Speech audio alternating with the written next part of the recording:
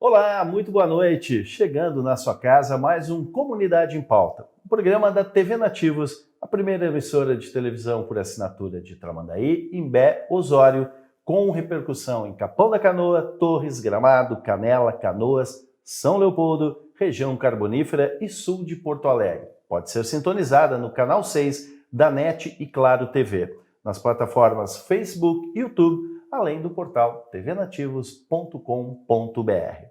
Nesta edição do Comunidade em Pauta, teremos a participação do deputado estadual reeleito Jefferson Fernandes, que é integrante do Partido dos Trabalhadores e obteve, nesta eleição, 60.280 votos. Deputado Jefferson, primeiramente agradecimentos pela aceitação do convite para participar aqui do Comunidade em Pauta. Como é que foi a caminhada, como é que foi o trabalho para ser mais uma vez reeleito, já que você agora ingressa no seu quarto mandato na Assembleia Legislativa? Muito boa noite, é um prazer tê-lo conosco. Boa noite, Sandro. É uma satisfação estar aqui contigo, com os telespectadores. Foi uma eleição assim diferente de outras, né? Nós já tínhamos tido uma experiência de polarização em 2018, mas naquela ocasião era muito mais tenso, mais pesado o clima, principalmente para nós do Partido dos Trabalhadores. Éramos vítimas de muitos ataques, muitas agressões, que hoje, até de certa forma, continuam nesse segundo turno agora, mas no primeiro até que foi tranquilo. Na reta final ali que deu, as coisas começam a aquecer e é normal daí ter alguma troca de farpas, enfim. Mas eu considerei uma campanha boa, sobretudo a eleição proporcional, porque quando tu tens já o nome conhecido e um trabalho em determinadas áreas, o reconhecimento ele se multiplica. Geralmente as pessoas não se ligam muito na política, mas aquelas que se ligam e passam a gostar do teu trabalho, elas multiplicam aquele apoio. E eu, graças a Deus, aqui no Litoral Norte, assim como no resto do estado, eu tive sobretudo servidores e servidoras do estado do Rio Grande do Sul, muito engajados na nossa campanha, e aí eu tive esse salto, né, de 50 mil para 60.280 votos. Agora, este salto de votos é um reflexo do seu trabalho na Assembleia Legislativa. Eu tive a oportunidade de acompanhar nos últimos 4 anos. Você fez um trabalho muito forte com os servidores públicos, na defesa dos servidores públicos, e você citou isso há poucos instantes. Este reconhecimento, ele advém deste trabalho, desta defesa dos direitos dos servidores? Eu acredito que o eixo principal foi esse. Nós também atentamos para os direitos humanos, eu lido muito com a pauta da agricultura familiar, trabalhei intensamente também a relação do Brasil com outros países, sobretudo a relação com a China. Tudo isso é um somatório que auxiliou. E eu, na Assembleia Legislativa, entendo que o parlamentar não pode ser meio termo. Ou ele é defensor das políticas do governo, ou é oposição. E eu me posicionei desde o início, batendo no governo, no bom sentido, nunca tratei de forma desrespeitosa o governador nem seus secretários, mas nunca deixei de dizer para o conjunto da população gaúcha que o projeto que estava em curso ele era nefasto para o serviço público, para quem precisa do SUS, quem precisa da escola pública, quem carece de mais efetivos da Brigada, da Polícia Civil, da Polícia Penal. A meu ver, não foi um bom governo. Então, para ter um serviço para o cidadão, para a cidadã, passa também pela valorização dos profissionais que atuam.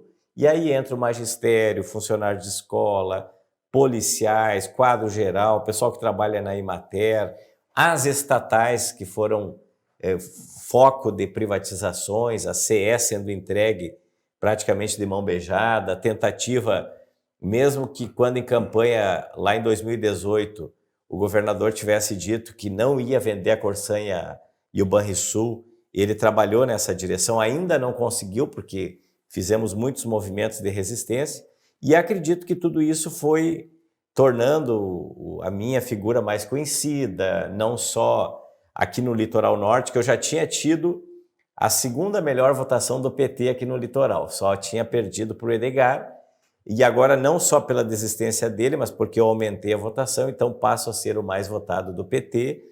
E em outras partes do estado, fronteira oeste, Missões, e aí pingou voto, acho que deu uns 400 municípios aí que sempre teve algum votinho vindo para nós. Agora, no seu mandato, você trabalhou muito também com associações de classe e sindicatos. O Sindiágua, por exemplo, o pessoal da Brigada Militar, que há um pleito muito intenso dos servidores da Brigada Militar. Como é que isso também lhe auxiliou nesta boa votação e como é que você vai seguir nessas articulações? De fato, Sandro, eu tenho sintonia fina, assim dá para dizer, para além dessas entidades, o CEPER Sindicato, o Sindijus, a AMAPERGS, o SIMP, que é o Sindicato dos Servidores do Ministério Público, a Associação dos Servidores da Defensoria Pública, o GEIRM, que é o Sindicato dos Policiais Civis, todas essas entidades, elas, enfim, vieram, quando se aproximou a eleição, dizendo, olha, nós queremos indicar o voto para quem defendeu os servidores e as servidoras. Óbvio que eu não era o único,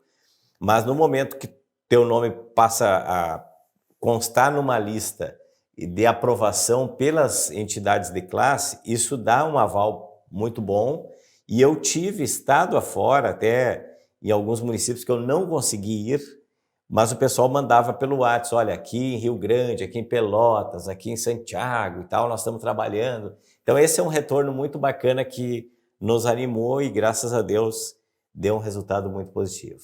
Bom, e o Partido dos Trabalhadores vai ter a maior bancada nessa próxima legislatura. Sim. Qual é a importância disso para você? Não só do PT, que nós fomos de 9 para 11, mais a Bruna do PCdoB, somos 12 da Federação PT, PCdoB e PV, mas duas pessoas foram eleitas pelo PSOL, né? A Luciana fez uma excelente votação, o Matheus Gomes, que é um jovem vereador da capital do estado, fez mais de 80 mil votos, e nós tivemos a manutenção dos 4 deputados do PDT.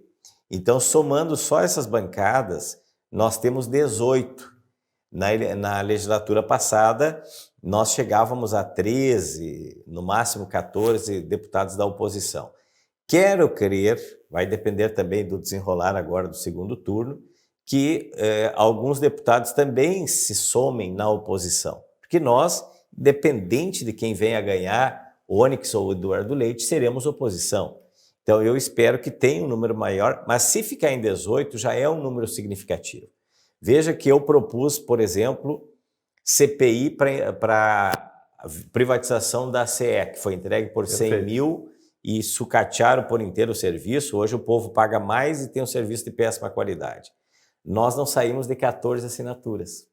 Então agora, em tese, nós vamos ter 18, se porventura quisermos fazer alguma CPI, basta tu conseguir mais um e aí está feita uma CPI. E várias outras iniciativas que se tornam mais difíceis para o governo, como, por exemplo, mudar a Constituição. Nós somos 55 deputados, precisa 33 votos para mudar a Constituição. Quando acabaram com o plebiscito, por exemplo, que era uma ótima medida, não era proibir o governo de privatizar, mas antes consultar a população. Né? Olha, concorda que venda o Banrisul? Eles tiraram da Constituição e foi por 33 votos, na tampa. Eu acredito que agora, aumentando a oposição, torna-se mais difícil para o governo tomar medidas dessa natureza. Mas isso também vai depender como vai se dar o jogo político agora no segundo turno, o resultado. Falando em segundo turno, lá no primeiro turno, na eleição para governador, o Partido dos Trabalhadores bateu na trave.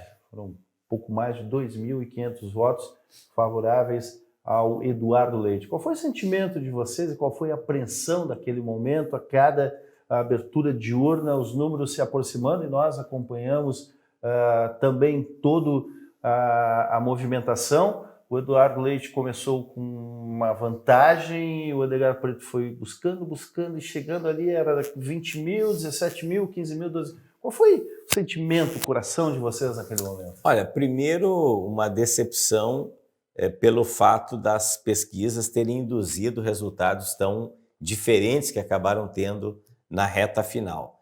a ampla maioria dos institutos de pesquisa colocava sempre o Edgar Preto lá atrás. Então, isso vai gerando, querendo a gente ou não, vai gerando um pessimismo na nossa base.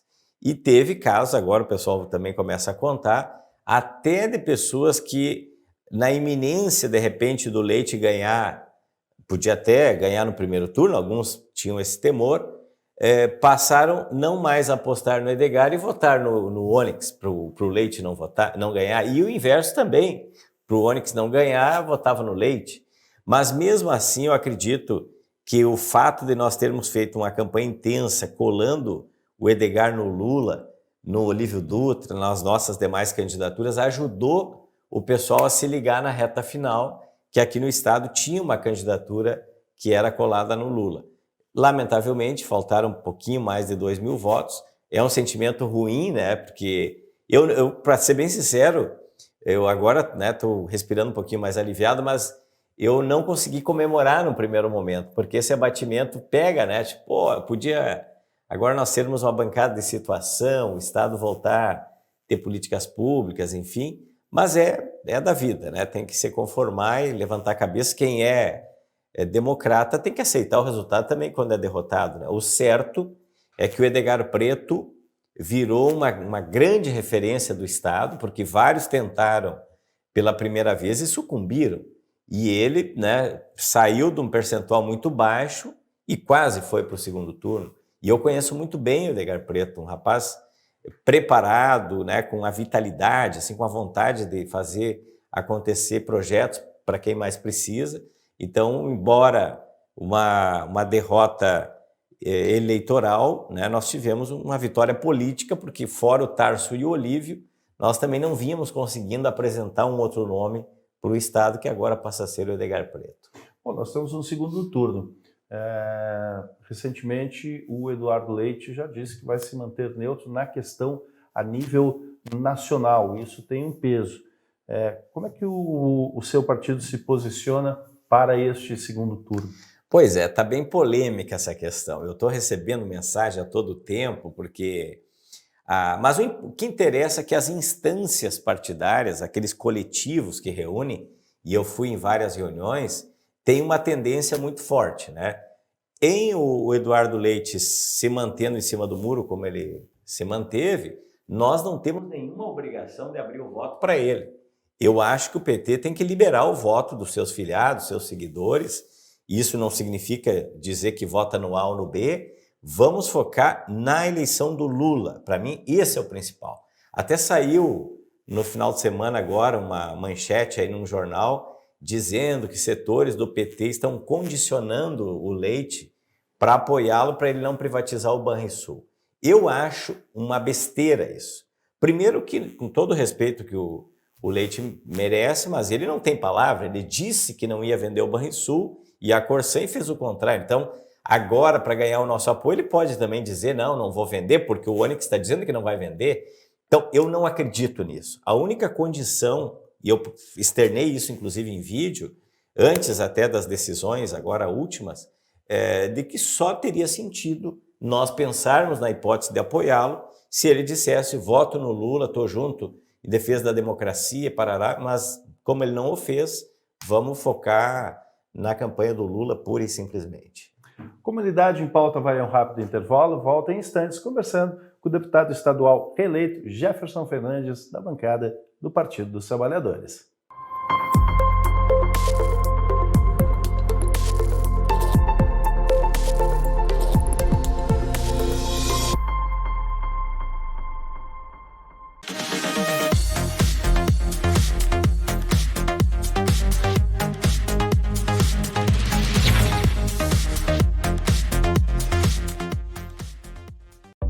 O que você precisa saber sobre a varíola dos macacos?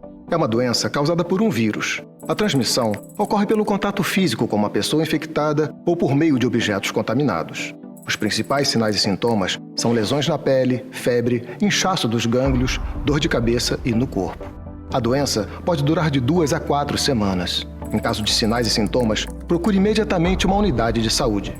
Varíola dos macacos. Fique bem com a informação certa. Ministério da Saúde.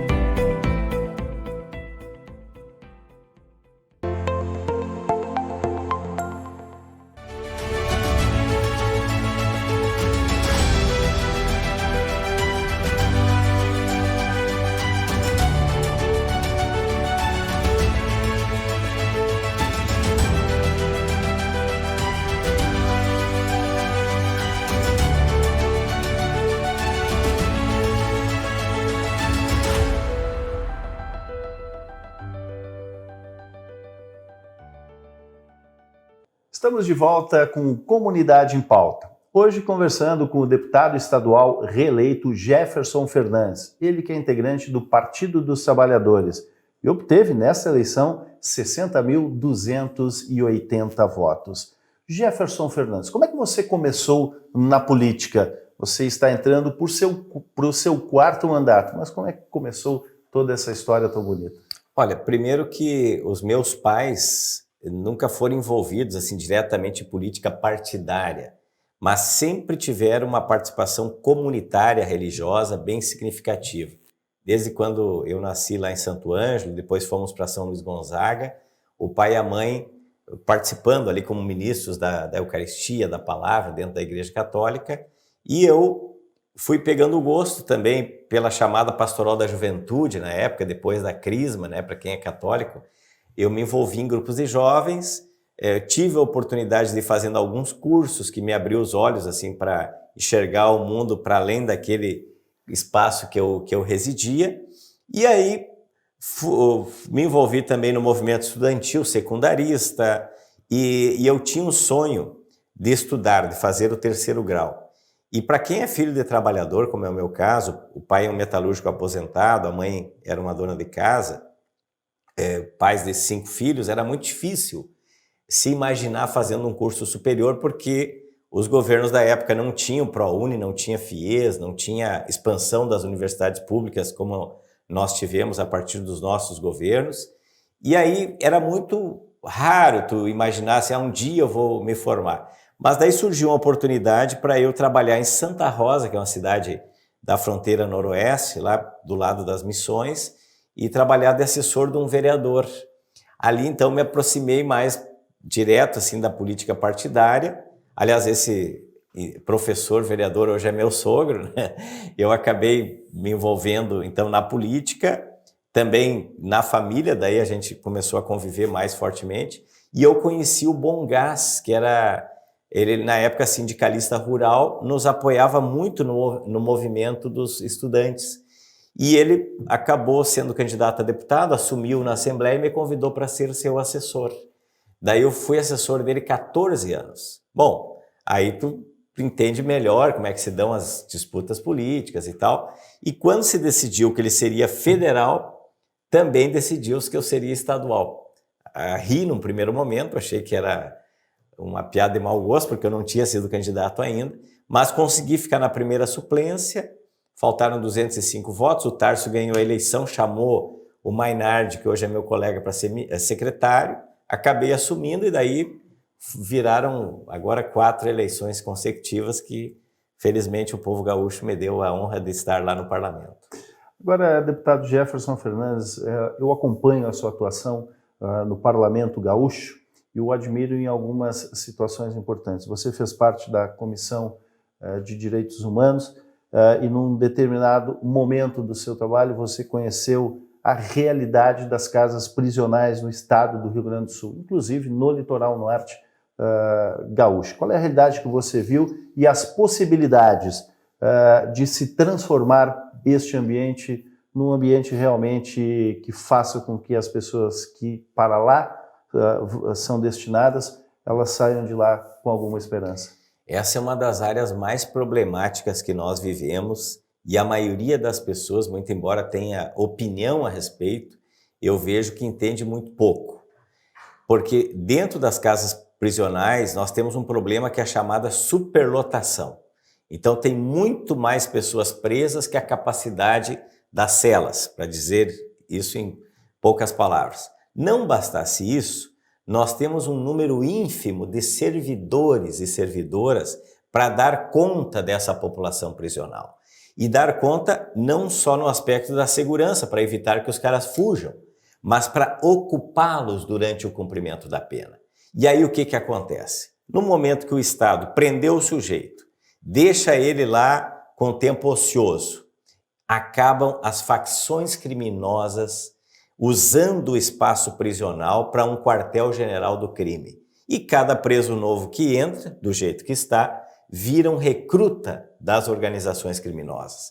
Então eu venho defendendo há bastante tempo que haja valorização dos servidores que ali atuam, mais chamamento dos concursos públicos, melhora da infraestrutura dessas casas e o fundamental, ocupar os caras com algo positivo, com trabalho, com educação, com atividades culturais, espiritualidade, integrar a família para prepará-la para que quando o cara saia, ele não volte para o mundo do crime, que tenha oportunidades aqui fora de emprego e não a boca de fumo que ele volta daí a ser o gerente ou o vigilante, o distribuidor da droga, que é isso que acontece na prática.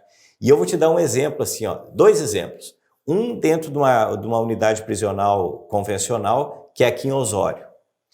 Gente, ali as pessoas, eu me arrepio quando fala, porque é uma multidão de pessoas presas, se eu não me foge o número, são mais de 1.600 presos. Perfeito. Para uma capacidade que eu acho que não chega à metade disso. Poucos servidores, eles estão assim numa situação bastante nervosa, e mesmo assim, tem um projeto educacional lá que é exemplar. As professoras estaduais que lá estão conseguem dar aula, não só formar no curso fundamental, médio, mas às vezes aula de música, aula de outras áreas, e os caras, muitos deles que são atingidos por essa política educacional, acabam saindo do mundo do crime. Bom, se tivesse mais investimento nisso, o trabalho poderia ser muito melhor. Outro exemplo que eu dou, em Porto Alegre, nós conseguimos trazer um modelo prisional que dá certo lá em Minas Gerais, que é o método APAC, que os presos também se ocupam todo dia, é uma cadeia com menos pessoas, daí dá condições de tu gerenciar melhor, e o resultado não é fácil lidar com a população que já vem acostumada com o crime desde a juventude, mas é possível, desde que o próprio sujeito se convença que ele quer sair do mundo do crime. Então, eu vou continuar trabalhando o incentivo a projetos dos servidores da Polícia Penal que se desdobram para dar conta. Tem juiz dedicado, tem promotor, tem defensor público, advogados, enfim, pessoas da comunidade que se dedicam. É o caso não só aqui em Osório, né, mas aqui é a unidade prisional do Litoral e eu conheço bem ali a situação. E também esse método que, na verdade, não substitui o método convencional, mas ajuda a mostrar que é possível melhorar a situação no meio prisional. Você falava há poucos instantes na questão das privatizações e do plebiscito. Plebiscito esse que caiu há pouco tempo e a CE foi vendida, como você já citou. E você foi um dos deputados que mais trabalhou para impedir esta questão. Na possibilidade da privatização da Corsã, também lá você está atuando. Mas a possibilidade de privatização da Corsã, ela segue.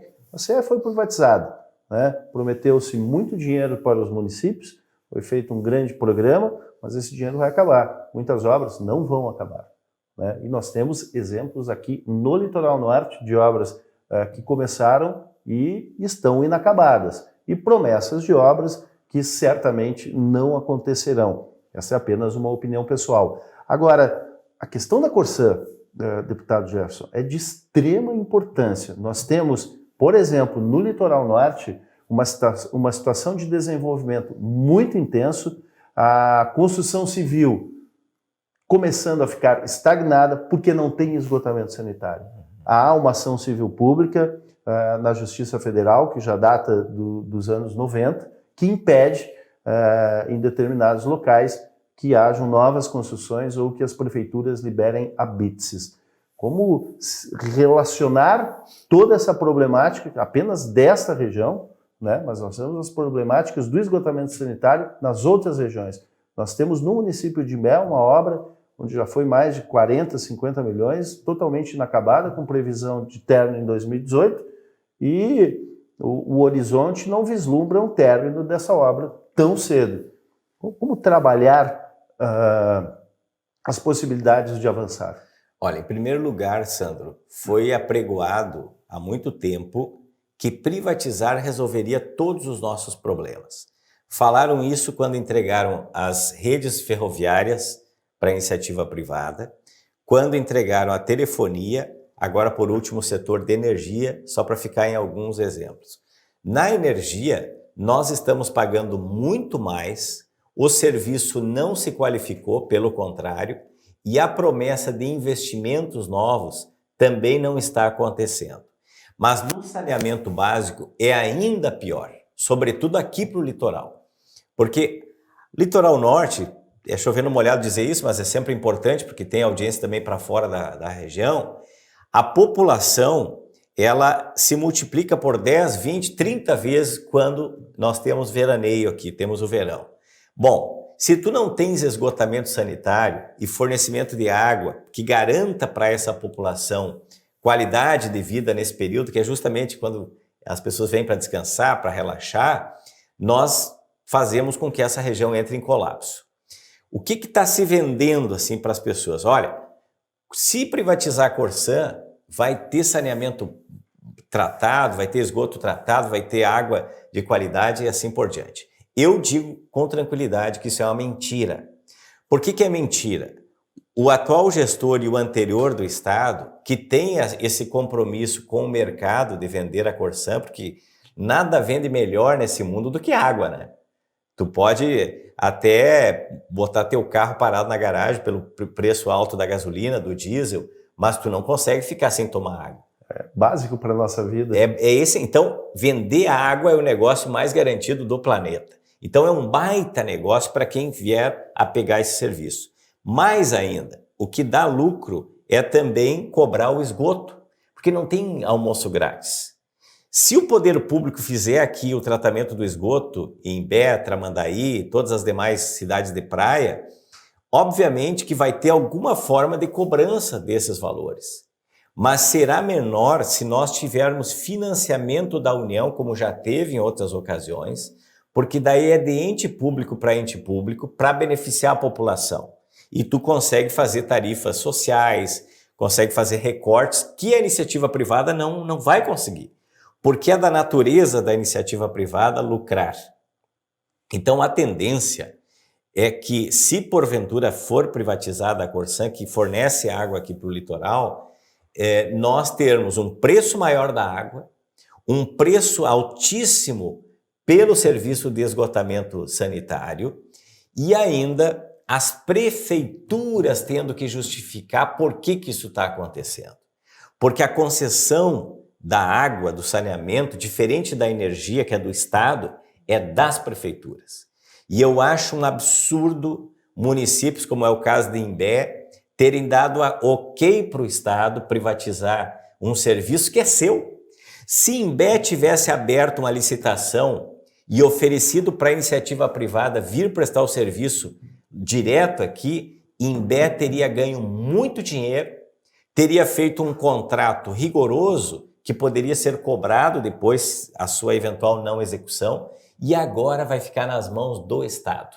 Então é lastimável que boa parte dos prefeitos, não a maioria resistiu, abriu mão de um serviço que é seu papel responder. Tomara a Deus que a gente ainda resista à privatização, porque está previsto agora uma audiência pública nos próximos dias e o leilão seria feito lá em dezembro. Nós já impedimos.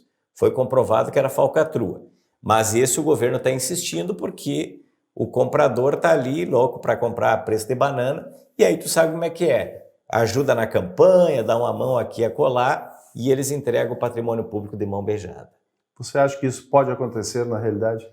Eu estou aguardando assim os acontecimentos. O Tribunal de Contas do Estado já agiu com bastante energia junto à CVM, a Comissão de Valores Mobiliários. Eu sou amicus curiae dentro desse processo, tinha várias coisas que não tinham transparência e o governo, ao invés de vender ações como ele queria, 70% das ações, agora piorou.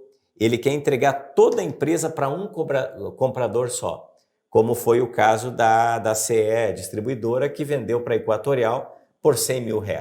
Então nós vamos tentar de todas as formas, já estamos nos preparando para isso, para não deixar acontecer. E outra, Sandro, é final de governo.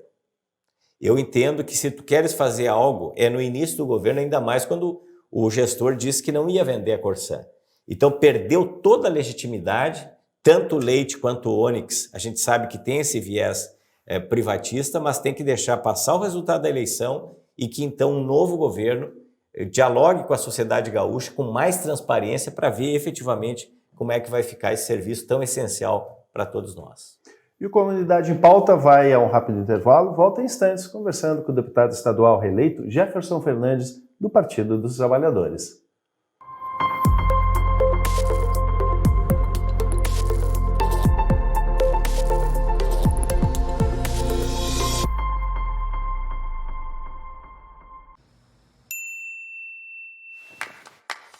Você sabia que a hepatite C é uma doença silenciosa que pode ser prevenida? Proteja-se. Use sempre camisinha e não compartilhe objetos que possam ter contato com sangue contaminado. Se você tem mais de 40 anos e fez alguma cirurgia ou transfusão antes de 1993, faça o teste. A hepatite C não manda mensagem. Por isso, aqui está a nossa. Procure uma unidade de saúde e faça o teste. Ministério da Saúde.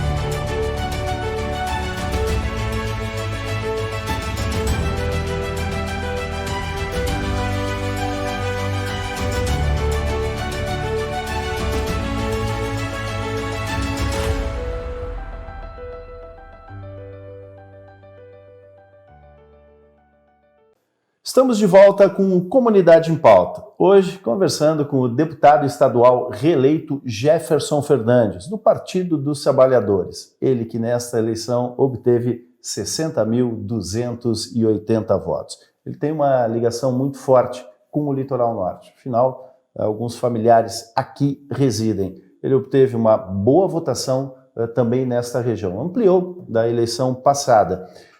Jefferson, o Litoral Norte ele vem crescendo, principalmente no número de habitantes e também novos empreendimentos. Nós temos, neste mês de outubro, inauguração de grandes atacados aqui em Tramandaí. Tivemos em setembro os municípios de Capão da Canoa, Torres também com bons investimentos. Mas como nós falávamos anteriormente, a questão do saneamento básico ela emperra determinado tipo de desenvolvimento. Como é que a Assembleia tem um olhar, você que já está há bastante tempo lá, qual é o olhar da Assembleia para o Litoral Norte? Qual é o olhar dos parlamentares para esta região, que a maioria deles tem uma segunda residência por aqui? Sandro, eu vou ser bem sincero contigo. Até o presente momento, o olhar é muito superficial. E eu digo isso sobre o Litoral Norte e também digo em relação às demais regiões do estado. E é por essas e outras, e eu não estou falando só porque tu me perguntou, eu já tinha assumido esse compromisso durante o período eleitoral e antes mesmo, de nós termos um trabalho muito mais aprofundado sobre o desenvolvimento regional. Nós temos diferentes regiões nesse estado que, na verdade, eu que há pouco tempo estava lá em Ribeira, né, que a cidade é uruguaia do lado de Livramento, e muitos de Ribeira votam em Livramento, então acabei fazendo campanha até no Uruguai. O Uruguai, gente, que é um país reconhecido mundo afora pela alta qualidade de vida, tem 3,5 milhões de habitantes. Então, o Rio Grande do Sul, só o nosso estado, é mais de 3 Uruguais. E nós temos cada região com uma vocação específica. Aqui é turismo. É entretenimento, é lazer, é qualidade de vida que as pessoas buscam. Cada vez mais, aposentados e aposentadas acalantam o sonho, né, de vir morar aqui. E vem morar, e por isso aumenta a população do Litoral Norte. Buenas, nós temos que ter qualidade para essas pessoas de infraestrutura, porque saneamento é infraestrutura, mas tem que ter pavimentação das ruas, tem que ter arborização adequada, segurança pública. E quando tem miséria, geralmente não é a miséria por si só, ela não é geradora assim por si só de violência, mas quando há desigualdade, né, uns muito ricos e outros muito pobres, está provado mundo afora que aí tu gera violência, drogadição, maus tratos com mulheres, com crianças, que é o que a gente vê com muita frequência aqui no Litoral Norte. Então, eu acredito que a Assembleia Legislativa tem que se comprometer mais com esse desenvolvimento, porque não é mais só quem nasceu e se criou aqui. Eu falo pela minha família, boa parte dela já está morando aqui, veio lá das missões, né? Quando vê, a gente também está mais aqui do que em outras regiões do estado. Todo mundo tem essa tendência. Então, acredito que o Litoral Norte, e eu estou falando até em primeira mão aqui, eu quero propor uma frente parlamentar do desenvolvimento das diferentes regiões do estado, e aí nos utilizando de especialistas das nossas universidades, que aqui na região mesmo elaboram sobre isso, ouvindo quem é da imprensa, quem é da população, para a gente cobrar mais dos gestores investimentos em políticas públicas para ajudar a solucionar os graves problemas que nós temos.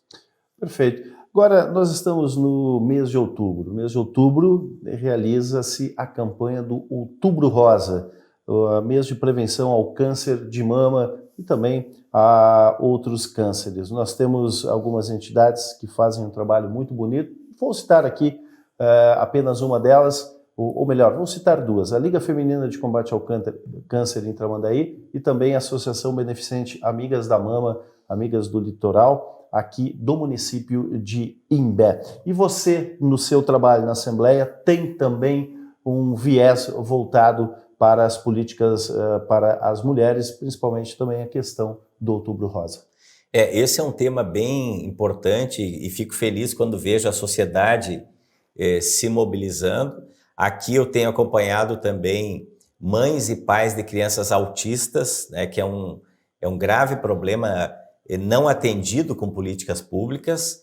E aí, Sandro, eu além de me comprometer com campanhas, com conscientização e estar lado a lado com as mulheres pelo fim da violência contra as mulheres, pela diminuição dos feminicídios, inclusive trabalha comigo lá a Ariane Leitão, que foi secretária de Políticas Públicas no governo Tarso Genro, e agora ela coordena comigo uma força-tarefa de combate ao feminicídio. A gente quer intensificar esse trabalho.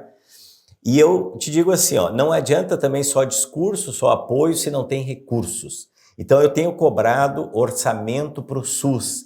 E aí a atenção básica, né, nós temos os CRAS, né, trabalhando bem, os CRES, as unidades básicas de saúde, e também o nosso hospital. E essa semana que passou, nós tivemos um aviso, um aceno do governo estadual, que nós poderíamos destinar emendas para o ano que vem, preferencialmente para a área da saúde. Dentro da LDO? Dentro da LDO. E aí eu passo para ti aqui também em primeira mão, que eu estou pensando em Imbé e Tramandaí, principalmente, que são duas cidades que se servem do nosso hospital aqui, destinando 150 mil, que deve ser aprovado no orçamento. Até o hospital nem sabe ainda, tá? Eu tinha dito que se tivesse oportunidade eu ia destinar. E agora já confirmei, até falei com o Ricardo Bizarro, que é o rapaz que articula o nosso trabalho aqui na região, e oportunamente estaremos conversando com a unidade hospitalar, né? Não falo tanto de unidade prisional, para auxiliá-los, e sempre que tiver alguma oportunidade de ajuda, a gente estará fazendo dessa ou de outras formas. Agora, deputado, você falou a questão de hospitais e esse é um assunto bastante delicado.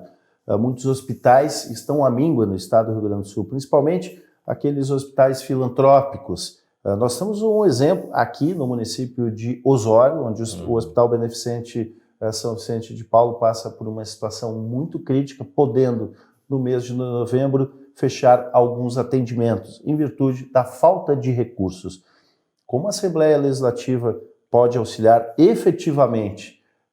Porque muitas promessas foram feitas e os próprios gestores de hospitais baseiam-se numa emenda parlamentar a nível federal, enfim, mas isso não resolve o problema.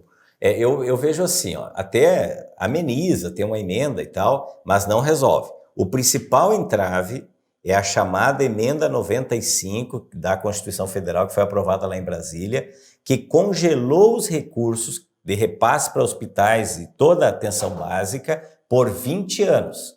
Passaram-se apenas 6 anos. Nós temos 14 anos para os hospitais viverem à míngua.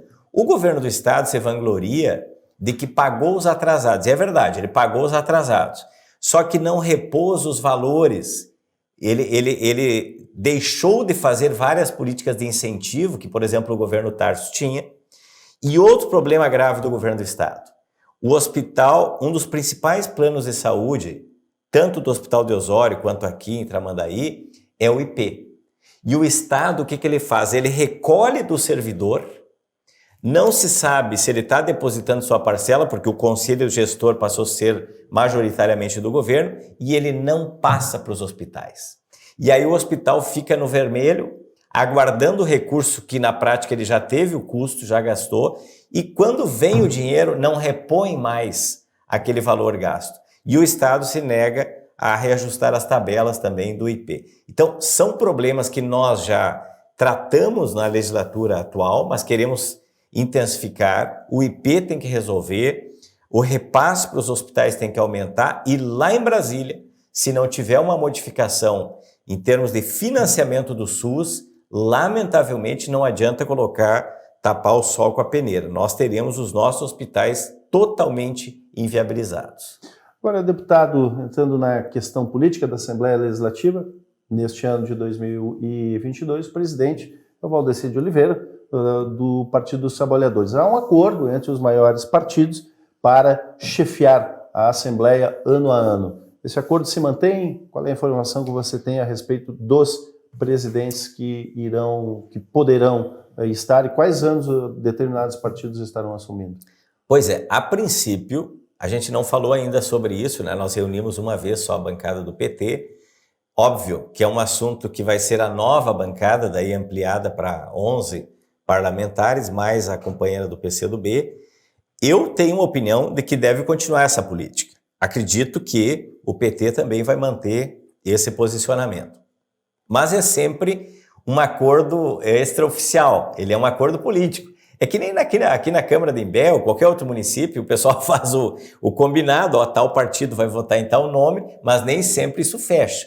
Então, cada legislatura nova, muitas movimentações são feitas, porque renova também a quantidade um percentual bom de deputados, agora renovou, e a tendência é os partidos menores não gostarem disso, certo? Mas até o presente momento não se encontrou uma solução melhor. As quatro maiores bancadas, que o povo decidiu através do voto, se revezam. Veja que nós fizemos 11, o PP fez 7 e o MDB 6. Então, em tese, seriam os 3. E outras bancadas, eu acho que 3 ou 4 fizeram 5.